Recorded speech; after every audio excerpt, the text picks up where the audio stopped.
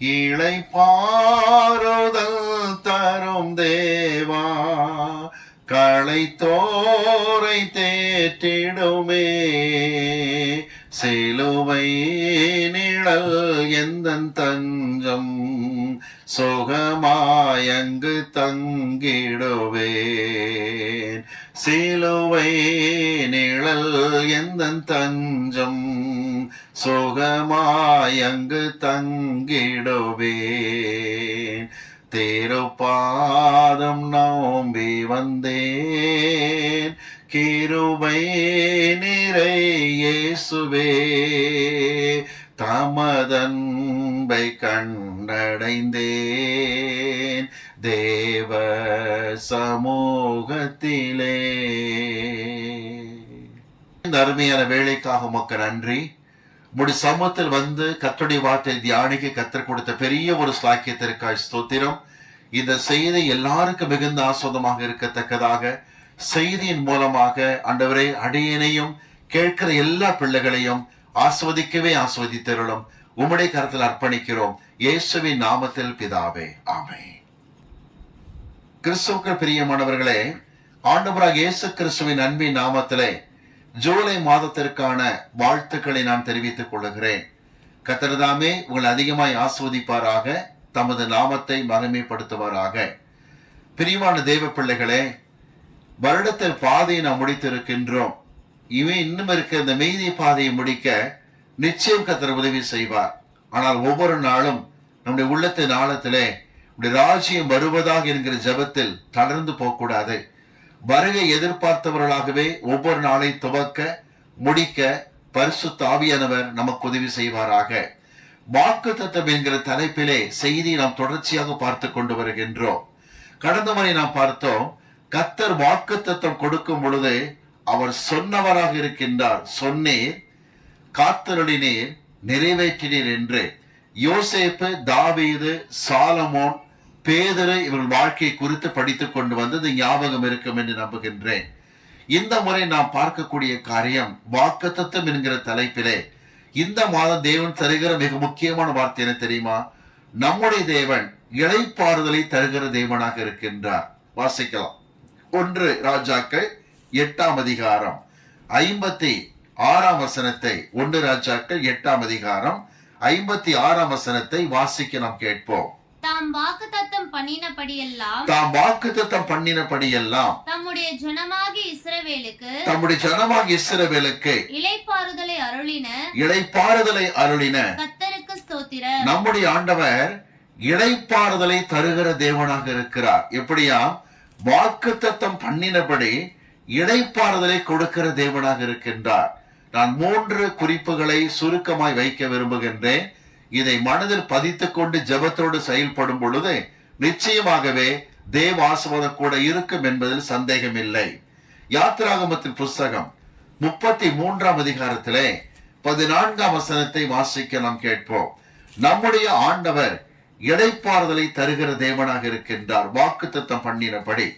யாத்திராகமத்தின் புஸ்தகம் 33ஆம் அதிகாரத்தில் இந்த வாக்குத்தத்த வார்த்தையை நாம் வாசிக்கின்றோம். யாத்ரா 33:14 வாசிக்க நாம் கேட்போம். அதற்கு அவர், என் சமூகம் உனக்கு முன்பாக செல்லும், என்னுடைய சமூகம் உனக்கு முன்பாக செல்லும், நான் உனக்கு இளைப்பாறுதல் தருவேன் என்றார். நான் உனக்கு இளைப்பாறுதல் தருவேன். தெய்வ ஜனமே கவனித்துக் கொள்ளுங்கள். ஆண்டவர் சொல்லுகிறார், நான் உனக்கு இளைப்பாறுதல் தருவேன் என்று கர்த்தர் வாக்கு பண்ணி இருக்கிறார். அருமையான ஒரு வார்த்தையை நாம் பார்க்கின்றோம்.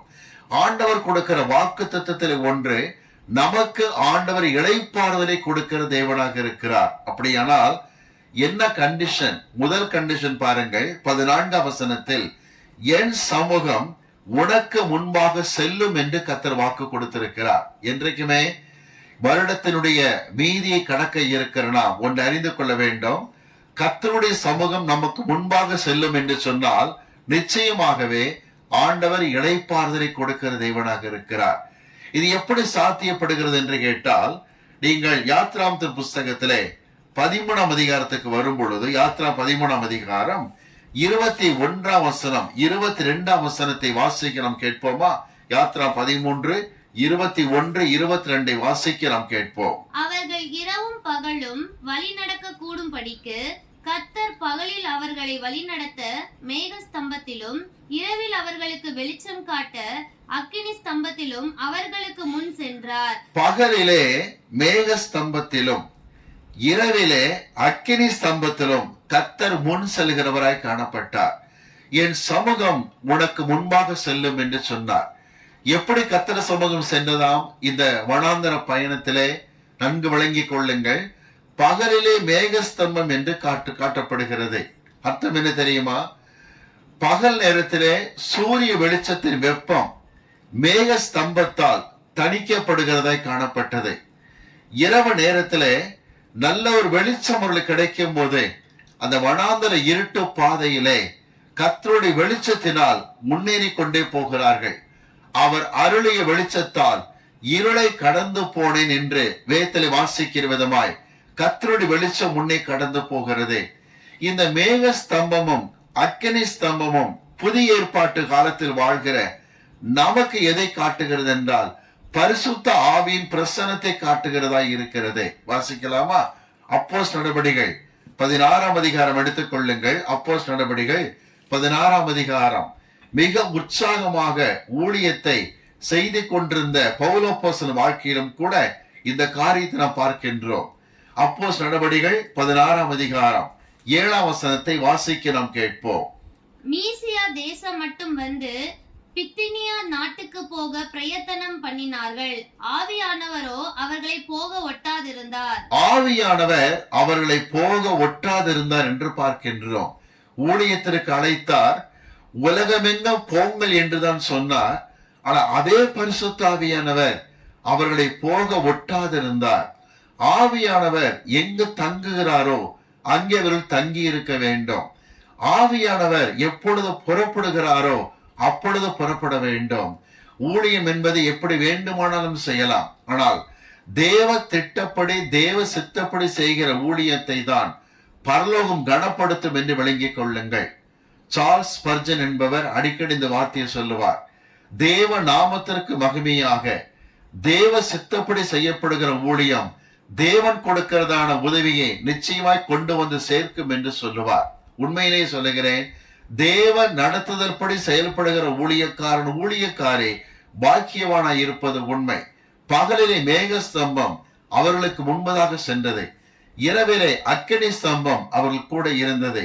யாத்ரா 13:22 சொல்லுகிறது, வனாந்தர பயணம் முழுவதிலும் இந்த குறிப்பிட்ட தேவ சமூகமானது அவர்களை விட்டு விலகவில்லை என்று பார்க்கின்றோம். யாத்ரா 13ஆம் அதிகாரம் 22ஆம் வசனத்தை வாசிக்க நாம் கேட்போமா? 22. பகலிலே மேகஸ்தம்பமும் இரவிலே அக்கினி ஸ்தம்பமும் ஜனங்களிடத்திலிருந்து விலகி போகவில்லை. பாருங்கள், எந்த விதத்திலும் ஜனங்களை விட்டு விலகி போகாதபடிக்கு சமூகம் முன்பதாக சென்ற காரியத்தை பார்க்கின்றோம்.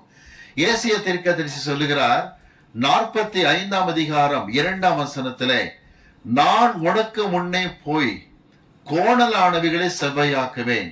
ஏன் கர்த்தர் சமூகம் முன்பதாக சென்றால் இளைப்பாறுதல் கிடைக்கும் தெரியுமா? நல்லா கவனித்துக் கொள்ளுங்க. அவர் நமக்கு முன்னே சென்று கோணலானவைகளை செவ்வையாக்குகிறவராக இருக்கிறார். மீகா தீர்க்கதரிசி புஸ்தகம் 2ஆம் அதிகாரம் 13ஆம் வசனம் சொல்லுகிறது, தடைகளை தகர்த்து போடுகிற கர்த்தர் நமக்கு முன்னே போகிறார். 2 காரியத்தை வாசிக்கின்றோம். ஏசியா காலத்தில் ஊழியம் செய்த மீகாவும் அதைத்தான் சொல்லுகிறார். ஏசியா சொல்லுகிறார், நான் கோணலானவைகளை செவ்வையாக்குகிற தேவன். என கண்பான பிள்ளைகளே, கர்த்தர் சமூகம் உங்களுக்கு முன்பாக செல்ல நீங்கள் அனுமதிக்கும் பொழுது, அதற்காய் பிரார்த்தனை செய்யும் பொழுது, நிச்சயமாகவே கர்த்தர் ஜெபத்தை கேட்டு தமது பரிசுத்தாவின் சமூகத்தை முன்னே செல்லும்படிக்கு செய்கிறார். விளைவு என்ன தெரியுமா? கோணலானவைகளை செவ்வையாக்குகிற தேவனாக இருப்பார். நீங்கள் முன்னே போய் கோணலானவைகளை பார்த்து திகைக்காதபடிக்கு அவர் முன்னமே சென்று சரி செய்வது நல்ல ஒரு ஆசீர்வாதம் அல்லவா? மீகா 2:13 பாருங்கள். தடைகளை உடைக்கிற தேவனாக இருக்கிறார் என்று பார்க்கின்றோம். ஆவியானவர் முன்னே செல்லும் பொழுது இந்த காரியம் சாத்தியமாகும் என்று விளங்கிக் கொள்ளுங்கள். 2 சாமுவேல் புஸ்தகத்திலே 5ஆம் அதிகாரத்தை நாம் எடுத்துக் கொள்வோம். 2 சாமுவேல் 5ஆம் அதிகாரத்திலே 2 வசனங்களை வாசிக்க நாம் கேட்க போகிறோம். 2 சாமுவேல் 5 17ஆம் வசனத்தை வாசிக்க நாம் கேட்போம். தாவீதை இஸ்ரவேலின் மேல் ராஜாவாக அபிஷேகம் பண்ணினார்கள் என்று பெலிஸ்தர் கேள்விப்பட்ட போது அவர்கள் எல்லோரும் தாவீதை தேடும்படி வந்தார்கள். அதை தாவீது கேட்டபோது ஒரு அரணிப்பான இடத்திற்கு போனான். தாவீது பெலிஸ்தர் வருவதை கேள்விப்பட்டு அரணிப்பான இடத்துக்கு போனார். 17ஆம் வசனத்திலே பெலிஸ்தர் தாவீதுக்கு விரோதமாக ரெப்பாயீம் பள்ளத்தாக்கில் இறங்குகிறதை பார்க்கின்றோம். தாவீது கர்த்தரிடத்தில் ஜெபம் பண்ணி பெலிஸ்தரை ஓட ஓட விரட்டுகிறார். பாகால் பிராசிம் என்கிற பெயரை வைக்கிறார். நல்லது. 22ஆம் வசனத்தை வாசிக்க கேட்போம். வசனம் 22. பெலிஸ்தர் திரும்பவும் வந்து ரெப்பாயீம் பள்ளத்தாக்கிலே இறங்கினார்கள். பாருங்கள், தாவீது கர்த்தரிடத்தில் ஜெபித்துதான் புறப்பட்டு போனார். ஆனால் திரும்ப பெலிஸ்தர் வந்து ரெப்பாயீம் பள்ளத்தாக்கிலே பதவி இருக்கிறார்கள். இவர்கள் பிரச்சனை மாறாதா என்று தாவீதுக்கு சலிப்பு வந்த பொழுது கர்த்தர் சொன்ன வார்த்தை என்ன தெரியுமா? 23ஆம் வசனம் 24ஆம் வசனத்தில் ஆண்டு சொல்கிற வார்த்தை, தாவீதே, நீ ரெப்பாயீம் பள்ளத்தாக்கிலே செல்லும் பொழுது அவர்கள் முகத்துக்கு முன்பதாக நீ போக வேண்டாம் என்று கர்த்தர் ஒரு வழியை காட்டுகின்றார். சொல்லிட்டு சொல்லுகிறார், நீ வனாந்தரத்தில் அமைதியாக இரு. முசுக்கட்டை செடிகளுடைய அந்த நுனிகளுடைய செடி இலைகளுடைய நுனிகளிலே இரைச்சல் போவதை நீ பார்ப்பாய். அது கர்த்தர் தெரியுமா? தாவீதே, என் ராணுவம் முன்னே போகிறது, உன் ராணுவம் பின்னே வர வேண்டும் என்று சொல்லுகிறார். அவ்விதமாக தாவீது அந்த இரைச்சல் சத்தத்தை கேட்ட பொழுது தெரிந்து கொண்டார், கர்த்தர் சமூகம் தனக்கு முன்னே போகிறதை பார்த்தார். கர்த்தர் சமூகமான தாவீதுக்கு முன்னே போகும் பொழுது கர்த்தர் நல்ல ஒரு வெற்றியை கொடுக்கிறதை பார்க்கின்றோம். 23ஆம் வசனம் 24ஆம் வசனத்திலே இந்த சம்பவத்தை பார்க்கிறோமே. 25ஆம் வசனத்தை வாசிக்க நாம் கேட்போமா? வசனம் 25. கர்த்தர் தாவீதுக்கு கட்டளையிட்ட பிரகாரம் அவன் செய்து பெலிஸ்தரை கேபா துவக்கி கேசேர் எல்லை மட்டும் முறியடித்தார். இதுதான் கர்த்தர் கொடுக்கிற ஜெயம். அவர் சமூகம் முன்பதாக செல்லுமானால் நிச்சயமாக கோணலானவைகளை செவ்வையாக்குவார், தடைகளை உடைத்து போடுவார். என் ராணுவம் முன்னே செல்லும், உன் ராணுவம் பின்னே வர வேண்டும் என்றார். அப்படி கர்த்தர் ஜெயத்தை கட்டளையிட்டார். அது விளைவேன்னு தெரியுமா? அதுக்கு பிறகு 40 வருஷங்கள் பெலிஸ்தர் தொந்தரவே கிடையாது. தாவீது மிகுந்த சந்தோஷமாக இருந்தார். ஆனா தாவீது சற்று விடாய்த்து போன சமயத்தில் தான் பெலிஸ்தர் 4 முறை படையெடுத்து வருகிறார்கள். தமிழ்நாட்டுல பழமொழி சொல்லுவாங்க, பூனை இழைச்சிருச்சுன்னா எலி மச்சான்னு கூப்பிடுமா. அப்படிதான் அந்த பையன் என்ன பண்ணாங்க, பெலிஸ்தருக்கு என்ன பண்ணாங்க தெரியுமா? தாவீது விடாய்த்து போனார்னு தெரிஞ்சு 4 முறை படையெடுத்தார்கள். 2 சாமுவேல் 21ஆம் அதிகாரத்துல 15, 18, 19, 20 ஆகிய 4 வசனத்திலே திரும்ப சொல்கிறேன். 2 சாமுவேல் 21, 15, 18, 19, 20 ஆகிய 4 வசனத்தில் 4 முறையும் பெலிஸ்தர் படையெடுத்து வந்து தோல்வியைத்தான் பார்த்தார்கள். எனக்கு பிரியமான பிள்ளைகளை கவனித்துக் கொள்ளுங்கள். திரும்ப திரும்ப அழுத்த திருத்தமாய் சொல்லுகிறேன், கர்த்தர் சமூகம் முன்பதாக செல்லுமானால் கர்த்தர் இளைப்பாறுதலை கொடுக்கிற தேவனாக இருக்கின்றார். இந்த காலை நேரத்திலே நாம் என்ன ஜெபிக்க வேண்டும் தெரியுமா? வாசிப்போம். யாத்திராகமத்தின் புஸ்தகம் 33ஆம் அதிகாரம் 15ஆம் வசனத்தை நாம் வாசிக்க நாம் கேட்போமா? யாத்திரா 33, 15 வாசிக்க நாம் கேட்போம். அப்பொழுது அவன் அவரை நோக்கி, உம்முடைய சமூகம் என்னோட கூட செல்லாமற் போனால் எங்களை இவ்விடத்திலிருந்து கொண்டு போகாதிரும். இதைத்தான் நீங்கள் செய்ய வேண்டும். வருஷத்தின் பாதியை கடந்து விட்டீர்கள். தேவனே, ஜூலை மாதம் துவங்கி விட்டது. டிசம்பர் மாதம் வரைக்கும் கர்த்தருடைய சமூகம் எனக்கு உண்பதாக செல்ல வேண்டும். எங்கெல்லாம் கர்த்தர் முன்னே செல்ல மாட்டீரோ அங்கே நான் செல்லக்கூடாதப்பா. நீர் வராவிட்டால் நான் புறப்பட மாட்டேன் என்று பாரத்தோடு நாம் ஜெபிக்கும் பொழுது நிச்சயமாகவே கர்த்தர் தன்னுடைய பிரசன்னத்தை நமக்கு முன்னே அனுப்புகிற தேவனாக இருக்கிறார். அப்பொழுது இளைப்பாறுதல் கிடைக்கும் என்று வேதத்தில் வாசிக்கிறோம். என் சமூகம் உனக்கு முன்பாக செல்லுமானால் இளைப்பாறுதலை தருவேன் என்று வாக்கு பண்ணி இருக்கிறார். வாக்கு தத்தமானது நிறைவேறுகிறதாக இருக்கும். நல்லது. 2வது குறிப்புக்கு வருகின்றோம். எரேமியா தீர்க்கதரிசி புஸ்தகம் 6ஆம் அதிகாரம் எடுத்துக்கொள்வோம். எரேமியா 6ஆம் அதிகாரம் எடுத்துக் கொள்ளலாமா? 6ஆம் அதிகாரம் 16ஆம் வசனத்தை வாசிக்க கேட்போம். எரேமியா 6:16.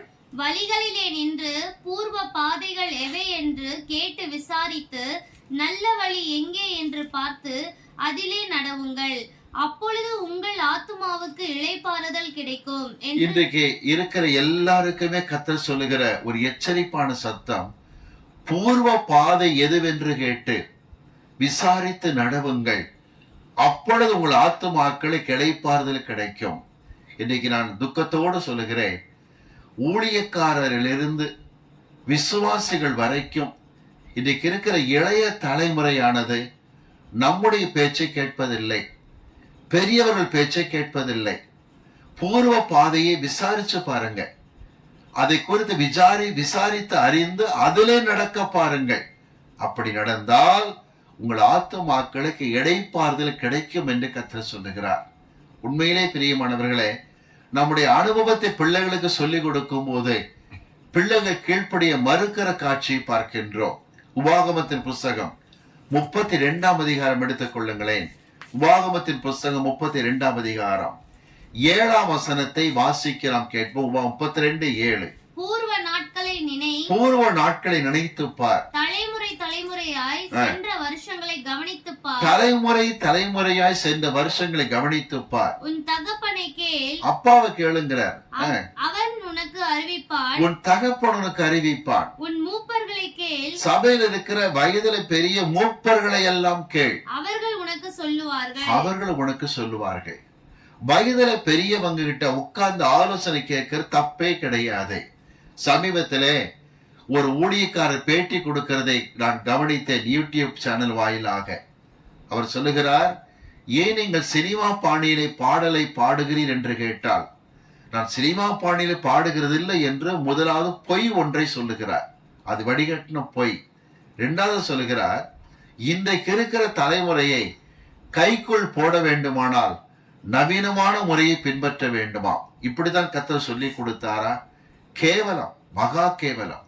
பழைய பாடல்கள் என்று சொல்லுகிறார்களே, கீர்த்தனை, பாமாலை போன்ற பாடல்களை எல்லாம் தூக்கி எறிவதற்கும், சகோதரி சாராள் நவ்ரோஜி போன்ற கர்த்தருடைய பிள்ளைகள் எழுதிய பாடல்களை மறப்பதற்கும் ஏதுவாக புது புது விதத்தில் ராகங்களை உருவாக்கி ஜனங்களுக்கு அவர்களை உணர்ச்சி வசப்படுத்துகிறார்கள். உணர்வூட்டுகிற காரியத்தை செய்கிறதில்லை. திரும்ப சொல்கிறேன், அபிஷேகத்தை நிறைந்து ஜெபிக்கும் பொழுது, கண்ணீரோடு ஜெபிக்கும் பொழுது ஆவியான வல்லமை இறங்கி அழுது ஜெபித்து தொழுகையில் ஈடுபடுகிறது என்னுடைய ஆவிக்குரிய மூதாதையர் சொல்லிக் கொடுத்த பழக்கம். இன்றைக்கும் கர்த்தருடைய சமூகத்தில் வருவன் நடுங்குகிற பிள்ளைகளாக இருக்க வேண்டும். நடுக்கம் மிக முக்கியமாக தேவையாக இருக்கிறது. ஆனா வரும் பொழுதே விசில் அடிப்பதும், ஜாலியா ஒரு மாதிரி பேசுவதும், இன்னும் தலைமுடி கூட சரியாக அவர் வெட்டி கொள்ளுகிறதில்லை. உடைகளிலே அசுத்தமான காரியங்கள், இவைகளை குறித்து பெரியவங்க எடுத்து சொன்னாங்கன்னா அந்த காலத்து ஆட்களுக்கு இதை பத்தி கவலை இல்லை. நவீனமயமாக இருந்தால்தான் இன்றைய ஜெனரேஷனை கைக்குள்ள போடுறாராம். அருமையான வாலிபனை கவனி, நீ கெட்டு தொலைகிறது பத்தாது என்று அனைவரை கெடுக்கிற பிள்ளையாக இருக்கின்றாய். இன்னொருவ ஊழியக்காரரை பார்த்தேன், உடம்பெல்லாம் இருதயம் போன்ற படத்தை போட்டுக்கொண்டு நான் என்னுடைய மனைவி 7 வருஷம் லவ் பண்ணினேன் என்று சாட்சி கொடுக்கின்றார். கேட்கிற வாலிபர்கள் வாவ் சூப்பர் என்று சொல்லுகிறார்கள். வாலிபனை கவனித்துக்கொள், நீதான் கெட்டு தொலைந்தாய் என்றால் இன்றைக்கு இருக்கிற தலைமுறையை ரெட்டிப்பின் நரகத்தின் மகனாக நீ மாற்றிக் கொண்டிருக்கிறாய் என்று அறிந்து கொள். இன்றைக்கு இருக்கிற வாலிபர்களுக்கு எச்சரிக்கையாக சொல்லுகிறேன், பூர்வ பாதைகள் எது என்று கேட்டு அதில் நடப்பதுதான் மிக முக்கியமான காரியம். அபிஷேகம் என்றால் விளையாட்டாக போய்விட்டது. 2 வாலிபமான பிள்ளைகள் பேட்டி கொடுக்கிறதை கவனித்தேன். அந்த பிள்ளைங்க சொல்றாங்க, ஆவின் அபிஷேகம் வந்து விட்டா நம்ம டீசன்சியும் மறந்துடணுமா? எவ்வளவு கேவலமான வாழ்க்கை. இந்த பிள்ளைங்க படிச்ச பைபிள் காலேஜ் பேரை கெடுக்கிறாங்களா, இல்ல இந்த பிள்ளைங்க படிச்ச பைபிள் காலேஜ்ல தப்பா சொல்லி கொடுத்தாங்கன்னு தெரியாது. அந்த பிள்ளைங்க சொல்லுது, டீசன்சியை மறந்துடணுமா ஆவியில் நிறையும் போது. அப்ப அர்த்தம் என்ன தெரியுமா? ஹோலி ஸ்பிரிட்டை இன்டீசென்டா காட்டுகிறீர்கள். எத்தனை துக்கமான காரியம் தெரியுமா? ஹோலி ஸ்பிரிட்டை இன்டீசென்டா காட்டாதீங்க. பரிசுத்த ஆவியானவர் ஒழுங்கீனமானவர் அல்ல. 1 கொரிந்தியர் 14ஆம் அதிகாரத்திலே 40ஆம் வசனத்திலே பவுல் சொல்லுகிறார், சகலமும் நல்ல ஒழுக்கமாயும் கிரமமாய் செய்யப்பட கடவுது என்று அபிஷேகத்தை குறித்து பேசும்போதுதான் சொல்லுகிறார். எங்க போயிட்டு வசனத்தின் அறிவு உங்களுக்கு அறிவில்லாமையால் நீங்களும் சங்காரமாகிறீர்கள், இன்றைக்கு இருக்கிற தலைமுறையை கெடுக்கிறீர்கள். திரும்ப சொல்லுகிறேன், இன்றைய தலைமுறையை கைக்குள் போட்டுக் கொள்ளலாம் வாலிபனே, ஆனா கர்த்தருடைய இதயத்தை பிரியப்படுத்த முடியாது. ஆண்டு சொல்லுகிறார், பூர்வ பாதையை கவனி, விசாரித்து பார், அதில் நடக்க பார், அப்பொழுதுதான் உன் ஆத்துமாவுக்கு இளைப்பாறுதல் கிடைக்கும். எனக்கு ஞானஸ்நானம் கொடுத்த பாஸ்டர் பெரிய PhD படித்தவர் அல்ல, SSLC வரைக்கும் படித்து பாஸ் பண்ணிய அந்த காலத்து SSLC படித்தவர் தான். ஆனா நான் PhD முடித்திருந்தாலும் ஹீப்ரு கிரீக் போன்ற லாங்குவேஜில் ஆராய்ச்சிகள் பண்ணினாலும் பாஸ்டர் மாதிரி அந்த பிரசங்க நட இல்லாம ஆராய்ச்சி என்று இறங்கி ஆழமாக பேசினாலும் என் போதகர் என்னை உற்சாகப்படுத்தி கொண்டே வந்தார். முடிவு ஒன்றை சொல்லுகின்றேன், நான் ஊழியம் செய்த நாட்களிலே என் போதகர் மரணம் வரைக்கும், என்னுடைய ஆவிக்குரிய தகப்பன் மரணம் வரைக்கும், நான் எவ்வளவு ஊழியங்கள் இருந்தாலும் ஒரு நாளோ 2 நாளோ அவர் வீட்டுக்கு போய் அவர் பாதபடியில் அமர்ந்திருக்கிற பழக்கம் எனக்கு இருந்தது. என்னுடைய சில ஊழியத்தின் தேவைகளை சொல்லுவேன், எனக்கு ஆலோசனை கொடுப்பார், இப்படிலாம் செய் தம்பி என்று சொல்லுவார். அவர் PhD படிக்காது இருந்திருக்கலாம், ஆனால் எந்த அளவுக்கு அழுதிருப்பார் என்றால் இன்றைக்கு நான் ஆயிரங்களுக்கு சாட்சியா பிரசங்கிக்க முடியும் என்று யோசித்து பார்க்கிறேன். ஆகவே நான் என்னதான் பெரிய படிப்பு படிச்சிருந்தாலும், எனக்கு போதித்திருக்கிற போதகரை விட நல்ல கிருபைகளை கர்த்தர் கொடுத்திருந்தாலும், அமர்ந்திருந்து சில பிரச்சனைகளை சொல்லி எப்படி செய்யலாம் ஐயா இந்த ஆலோசனை கேட்கும் பொழுது அன்பாக ஆலோசனை கொடுப்பார். இன்னைக்கு பிள்ளைகளுக்கு நேரம் இருக்கிறது இல்லை, எவ்வளவு பிஸியா மாறிட்டாங்க. வயசான கிழவங்கிட்ட உட்கார்ந்து பேசுறதா நினைக்கிறாங்க. திரும்ப சொல்லுகிறேன், எச்சரிக்கை. நீ பூர்வ பாதை விசாரித்து போனால்தான் உன் ஆத்துமா இளைப்பாறுதல் கிடைக்கும் என்று கர்த்தர் சொல்லுகிறார். நீ இன்டிசென்டாக இருந்து கொண்டு ஹோலி ஸ்பிரிட் பரிசுத்த ஆவியானவரை இன்டிசென்டா காட்டக்கூடாது என்று சொல்லுகின்றேன். ஜாக்கிரதையாக இருப்போம். கர்த்தருடைய வார்த்தை சொல்லுகிறது, உன் தகப்பனை கேள், மூப்பரை கேள், அவர்கள் அறிவிப்பார்கள், அப்பொழுது உன் ஆத்துமாவுக்கு நிச்சயமாக இளைப்பாறுதல் கிடைக்கும் என்று நாம் பார்க்கின்றோம். அடுத்து 3வது குறிப்புக்கு வருகின்றேன். மத்தேயு சுவிசேஷம் 11ஆம் அதிகாரம் 28, 29 வசனத்தை வாசிக்கிறோம், கேட்போமா? மத்தேயு 11, 28, 29 வசனத்தை வாசிக்கிறோம், கேட்போம். வருத்தப்பட்டு பாரம் சுமக்கிறவர்களே, நீங்கள் எல்லோரும் என்னிடத்தில் வாருங்கள், நான் உங்களுக்கு இளைப்பாறுதல் தருவேன். வருத்தப்பட்டு பாரம் சுமக்கிறவர்களே, எல்லாரும் என்கிட்ட வாங்க, நான் உங்களுக்கு இளைப்பாறுதல் தருகிற தேவனாக இருக்கின்றேன். என்ன வார்த்தை சொல்லுகிறார் ஆண்டவர்? 29ஆம் வசனத்தை வாசிக்கிறோம், கேட்போமா? நான் சாந்தமும் மனத்தாழ்மையுமாய் இருக்கிறேன். ஆண்டவர் சாந்தமும் மனத்தாழ்மையுமாய் இருக்கிறார். என் நுகத்தை உங்கள் மேல் ஏற்றுக்கொண்டு, என் நுகத்தை உங்கள் மீது ஏற்றுக்கொண்டு என்னிடத்தில் கற்றுக்கொள்ளுங்கள். என்னிடத்தில் கற்றுக்கொண்டால் அப்பொழுது உங்கள் ஆத்துமாக்களுக்கு இளைப்பாறுதல் கிடைக்கும். ஆண்டு சொல்லுகிறார், என் சமூகம் முன்பதாக சென்றால் இளைப்பாறுதல் கிடைக்கும். பூர்வ பாதைகளை விசாரித்து நீ போனால் இளைப்பாறுதல் கிடைக்கும். முடிவாக என் நுகத்தை ஏற்றுக்கொள்ளுங்கள், என்னிடத்திலே கற்றுக்கொள்ளுங்கள், உங்கள் ஆத்துமாக்களுக்கு இளைப்பாறுதல் கிடைக்கும். அடிக்கடி நான் வேதாகம கல்லூரி நடத்தும் போதெல்லாம் இந்த பின்னணியை சொல்லி தருகிறது உண்டு. கப்பர்நகும் பகுதியிலே, அந்த கலிலேய மாவட்டத்திலே ஆண்டவர் மாலை பொழுதில் இந்த பேச்சை துவக்குகிறார். கட்டட பணியெல்லாம் செய்துவிட்டு பகலெல்லாம் கல் மண் இவைகளை சுமந்து வேலை செய்துவிட்டு மாலை நேரமானதும் இறங்கி வருகிற அந்த கூலி ஆட்கள், வேலையாட்கள் திரள் கூட்டம் தங்களுக்கு கொடுக்கிற கூலியை பெற்றுக் கொள்கிறார்கள். கூலியை பெற்றுக்கொண்டு அந்த மெயின் ஸ்ட்ரீட்டுக்கு வருகிறதுக்கு முன்பதாக பல பாதைகள் அங்கங்கு பிரிகிறதாக இருக்கும். வேதத்திலே வாசிக்கிறோம், சாலமன் ஞானி சொல்லுகிறார், சந்தகள் தோறும் அவள் பதிவிருப்பாள் என்று விபச்சாரியை குறித்து நீதிமொழி 7ஆம் அதிகாரத்திலே சொல்லுகிறார். அப்படி போல சந்தகள் தோறும் பதிவிருக்கிற விபச்சாரிகள் கூட்டம், மதுபானத்தை விற்பனை செய்கிறவர்கள் கூட்டம், இந்த கூலியை பெற்றுக்கொண்டு வருகிறவர்கள் சிலர் மதுபான கடைக்கு, சிலர் பாவம் செய்வதற்கு போவார்கள். பகலெல்லாம் கல்லு மண்ணை சுமக்கிறவர்கள், ஆனா 24 மணி நேரமும் பாவத்தை சுமந்து கொண்டுதான் இருக்கிறார்கள். இவர்கள் புறப்பட்டு வரும் பொழுதுதான் கர்த்தர் அறைகூவல் விடுக்கின்றார். வருத்தப்பட்டு பாரம் சுமக்கிறவர்களே, என்னிடத்தில் வாருங்கள். ஜனக்கூட்டம் ஸ்தம்பித்தது. இவரை நோக்கி பார்த்தார்கள். சரித்திரம் சொல்லுகிறது, அத்தனை பேரும் கூலியை வாங்கி கொண்டு வந்தவர்கள் இவரை நோக்கி வந்தார்கள். ஆமையா, கல் மணலை சுமக்கிறோம் கொஞ்ச நேரம், ஆனால் வாழ்நாள் முழுக்க பாரத்தை சுமக்கிறோம். எந்த பாரம் அது? பாவ பாரம்.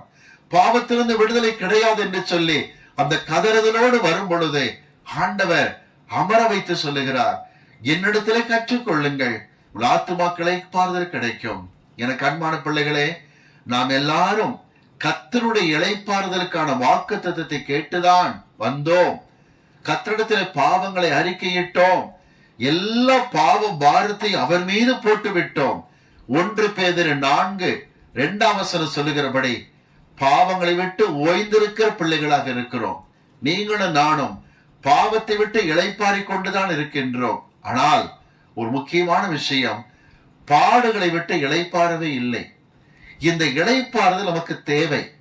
பாவத்தை விட்டு இளைப்பாரி கொண்டிருப்பதாக 1 பேதுரு 4:2 வாசிக்கிறோம். ஆனால் பாடுகளை விட்டு இளைப்பாறவில்லையே, அந்த இளைப்பாறுதல் வருமா என்று கேட்டால் வாசிப்போம். எபிரேயருக்கு எழுதப்பட்ட நிருபம் 4 எடுத்துக்கொள்வோம். எபிரேயர் 4:9 நாம் வாசிக்க கேட்போமா? எபிரேயர் 4:9 வாசிக்க கேட்போம். ஆகையால் தேவனுடைய ஜனங்களுக்கு இளைப்பாறுகிற காலம் இனி வருகிறதா? தேவ ஜனமாகி உங்களுக்கு எனக்கும் இளைப்பாறுகிற காலம் இனிமேல் வரும். எதை விட்டு இளைப்பாறுதல் ஐயா? பாடுகளை விட்டு இளைப்பாறுதலை கர்த்தர் கொடுக்க போகிறார். பாவத்தினின்று கொடுத்தார், பாடுகளை விட்டு கொடுக்க போகிறார். அப்ப கவனிங்க, பாவத்தினின்று இளைப்பாறுதலை கொடுக்கத்தான் பாவ சாயலாய் சிலுவையிலே தொங்கினார். நமக்காக ஜீவனை கொடுத்தார். எல்லாருடைய அக்கிரமத்தையும் மறுமை மீது நாம் போட்டு விட்டோம். இளைப்பாறுதலை கர்த்தர் கொடுத்து விட்டார் பாவத்தை நின்று. ஆனால் பாடுகளை விட்டு இளைப்பாறுதலை கொடுக்க, இனிமேல் இந்த ஒரு ரட்சிப்பை நமக்கு கொடுப்பதற்காக பாவத்திலிருந்து ரட்சித்தவர் பாடுகளை விட்டு ரட்சிக்க, நம்மை மீட்டெடுக்க திரும்ப வரப்போகிறார். வாசிக்கலாமா? எபிரேயருக்கு எழுதப்பட்ட நிருபம் 9 எடுத்துக்கொள்வோம்.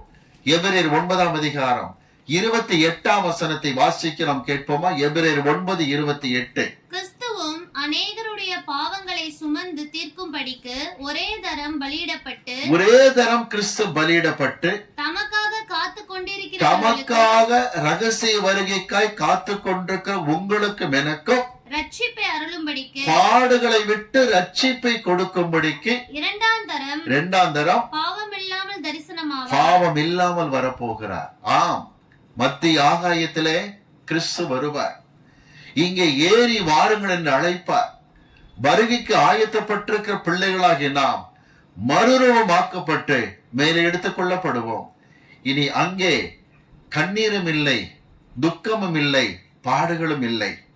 தேவ ஜனங்களுக்கு இளைப்பாறுகிற காலம் இனி வருகிறதா இருக்கிறது என்று எபிரேயர் 4:9 வாசிக்க நாம் கேட்டோம். எனக்கு அன்பான பிள்ளைகளே, சற்று கவனியுங்கள். கர்த்தருடைய சமூகம் இந்த உலகத்தில் வாழ்கிற நமக்கு முன்பாக செல்லுமானால் இளைப்பாறுதலை தருவார். 2, பூர்வ பாதைகளை விசாரித்து முதியவர்கள் அனுபவத்தை கேட்டு நடந்தால், மூப்பர்கள்ட்ட கேட்டு தெரிஞ்சுக்கிட்டு நடந்தால் இளைப்பாறுதலை தருவார். கடைசியாக சொல்லுகிறார், என்னிடத்திலே வாருங்கள், நான் இளைப்பாறுதல் தருவேன். என் நுகம் மெதுவாயும் லகுவாயும் இருக்கிறது. பாவத்தை அறிக்கையிட்டு மனம் திரும்பும் பொழுது, பாவத்தை விட்டு இளைப்பாரி கொண்டிருக்கும் பொழுது, பாடுகளை விட்டு இளைப்பாறுதல் தருவதற்கு இயேசு சீக்கிரம் வரப்போகிறார். ஆயத்தமாயிருப்போமா? நான் உனக்கு இளைப்பாறுதல் தருவேன் என்று சொன்னார். ஜெபிக்கலாம் ஆண்டு சமூகத்திலே. கர்த்தர் சமூகத்தை நோக்கி நாம் பார்ப்போம். பரலோக பிதாவே, இந்த அருமையான வேலைக்காக நன்றி. வருஷத்திலே இன்னும் 6 மாதத்தை கடக்க இருக்கிறோம். எங்களுக்கு கொடுத்த வாக்குத்தத்த வார்த்தைக்காக உமக்கு ஸ்தோத்திரம். ஆண்டவரே, இந்த ஜெபத்தில் பங்கு கொண்டிருக்கிற எல்லா பிள்ளைகளை கண்ணோக்கி பாரும். இந்த வருஷத்தின் மீதி பகுதி எப்படி இருக்குமோ என்று என்னென்ன காரியத்தை மனதில் பாரத்தோடு யோசிக்கிறார்களோ, திருமண காரியமாக இருக்கலாம், வேலை விஷயமாக இருக்கலாம், பொருளாதார சிக்கல்கள் மாறுகிறதாக இருக்கலாம், சரீர பலவீனமாக இருக்கலாம், எந்த காரியத்தை குறித்து மீதி வருஷத்தை எப்படி கடக்க போகிறோமோ என்று கலங்குகிற பிள்ளைகளுக்கு பாரத்தோடு ஜெபிக்கிறேனப்பா. பாரத்தோடு ஜெபிக்கிறோம். உம்முடைய சமூகம் எங்களுக்கு முன்பதாக செல்லுவதாக. நீர் போகாவிட்டால் எங்களை இந்த இடத்திலிருந்து கொண்டு போக வேண்டாம் என்று மோசே கேட்டார்.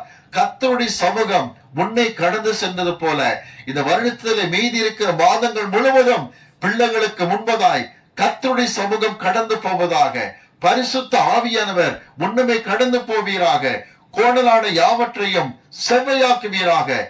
தடைகளை உடைத்தெறிவீராக. பிள்ளைகளுக்காய் பாரத்தோடு ஜெபிக்கிறேன். மீதி இருக்கிற மாதங்கள் எல்லாம் எளிதாக கடக்கும்படிக்கு கர்த்தர் கிரியை செய்வீராக. பிள்ளைகள் உள்ளங்கள் பட்ட உடனே யோர்தான் இரண்டாக பிரிக்கப்படுவதாக. தடைகளை கர்த்தர் தகர்த்து போட்டு உம்முடைய தெய்வீக நாமத்தை மகிமைப்படுத்தும்படிக்கு நாங்கள் ஜெபிக்கிறோம். மட்டுமல்ல பிதாவே, இந்த பிள்ளைகள் பூர்வ பாதங்களை விசாரிக்கிற பிள்ளைகளாக இருக்கட்டும்.